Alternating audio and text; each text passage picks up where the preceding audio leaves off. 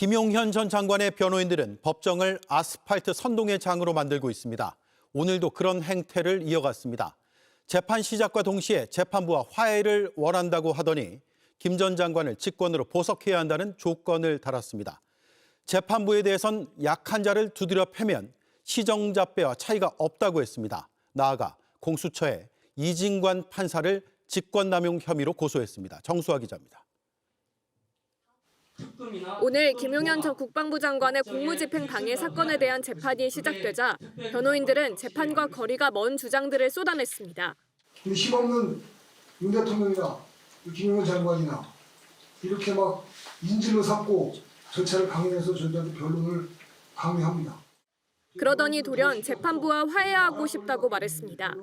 이미 결론을 정해놓고 김용현 장관을 인질로 삼고 재판하는 판사들이 어떻게 과연 공정하게 진행할 것인지 두렵습니다. 저희들은 재판부하고 다시 화해하고 싶습니다. 그러면서 보석이란 조건을 달았습니다. 화해하는 방법은 저희들은 피해자니까 불법을 초래한 재판부에서 김용현 장관에 대한 직권 보석을 하시고 그리고 불구속 상태에서 정상적인 재판 절차가 진행되는 것이 원칙이다. 다른 재판부인 이진관 재판장의 감치 선고까지 언급하며 사법부에 대한 존경심이 사라졌다고도 했습니다. 나름대로의 존경심이 있었지만 그러한 존경심은 이제 내려놓고 본격적으로 재판부와 특검에다가 적극적으로 대응을 할 생각입니다. 재판부가 약한 자를 두드려 패면 시정잡배와 차이가 뭐냐고 했습니다. 힘 있는 자들의 부역해서 편먹고 약한 자를 같이 두드려 팬다.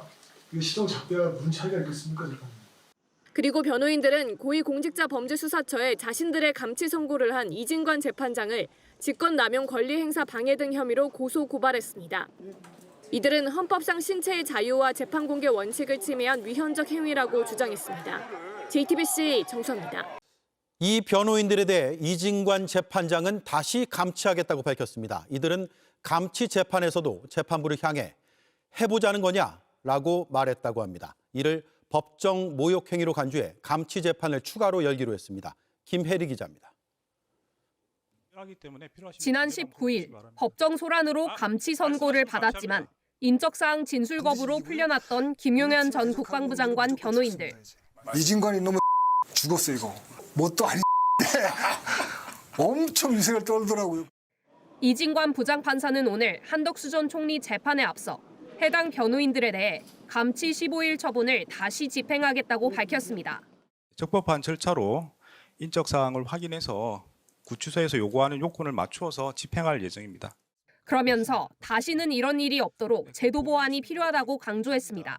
신속하게 제도 보완이 돼서 다시는 이런 일이 없도록 하는 게 중요하다고 생각합니다. 재판에서 소동을 피운 뒤 인적 사항을 말하지 않아 풀려난다면 감치 명령 자체가 무력화될 수 있다는 지적에 강경 대응에 나선 겁니다. 이 부장판사는 유사한 상황이 반복된다면 현행범으로 체포해 경찰에 바로 인계하겠다고도 했습니다.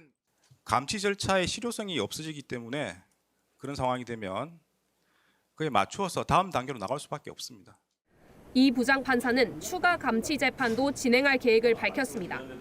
지난 19일 비공개로 진행된 감치 재판에서도 변호인의 모욕적인 언행이 있었다며 별도의 감치 재판을 열겠다고 한 겁니다. 권모라는 자는 재판부를 향해서 해보자는 거냐, 공수처에서 봅시다. 이렇게 진술을 했습니다. 이에 대해서는 별도로 감치 재판이 진행될 예정임을 말씀을 드립니다. 윤석열 전 대통령 지지 구호를 외친 방청객에 대해서도 법정 소란 후 도주라며 감치 재판을 진행할 것이라 했습니다.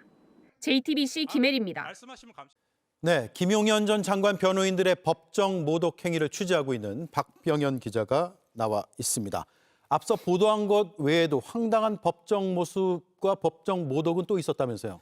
예, 오늘 오후 재판을 시작하기 직전에 방청석에서 휴대전화 벨소리가 울렸습니다. 예. 이 재판 중엔 모두가 휴대전화를 무음으로 설정을 합니다.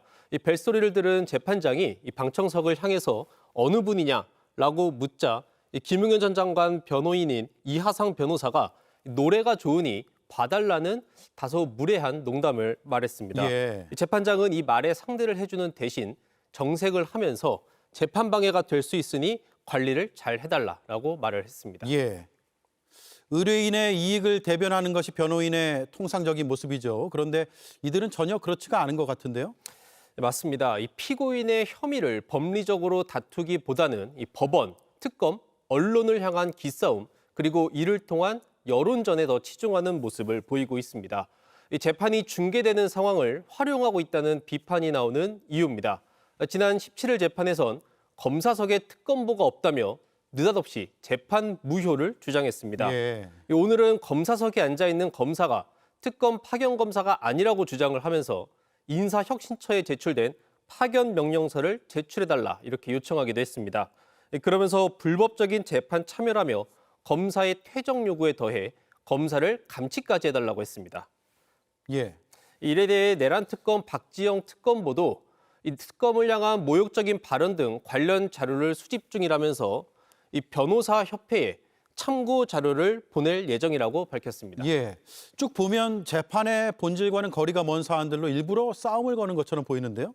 맞습니다. 지금 김용현 변호인단은 지난해 12월부터 김용현 전 장관 변호를 맡아왔습니다. 하지만 이런 행태가 과연 선고에 도움이 될지는 미지수입니다. 구체적으로 보면 재판부는 앞서 이 두 차례나 김용현 전 장관의 보석 청구를 기각했습니다. 지난 3월엔 구속 취소를 요청을 했지만 이건 역시 법원이 기각했습니다. 지난 6월엔 특검이 공무집행 방해 혐의 등으로 추가 기소를 하고 법원이 추가 구속영장을 발부를 했습니다. 이에 대해서 이의 제기도 하고 집행정지도 신청하고 재판부 기피도 신청을 했지만 모두 기각됐습니다. 예. 여기에 더해 지난 9월에도 구속 취소 청구를 또다시 냈는데 이건 역시 기각이 됐습니다. 이 법정 안에서의 혐의 다툼보다 법정 밖에서 여론전에만 치중한 결과가 아닌지 짚어봐야 할 대목입니다. 예. 이진관 재판장은 감치를 다시 집행하겠다 이렇게 예고를 했는데 절차가 그러면 앞으로 어떻게 되는 거죠? 대법원 규칙을 보면 이 위반 행위가 끝나고 난 이후에 20일까지 재판이 가능합니다.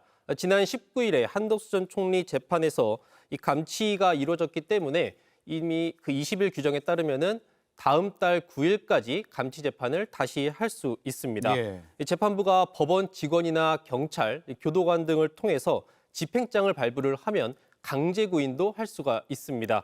체포영장과 비슷하다고 볼 수 있겠는데 이진관 부장판사가 의지를 보이고 있는 만큼 조만간 다른 감치 재판이 이루어질 것으로 보입니다. 네, 알겠습니다. 여기까지 듣죠. 박병현 기자였습니다. 수고했습니다.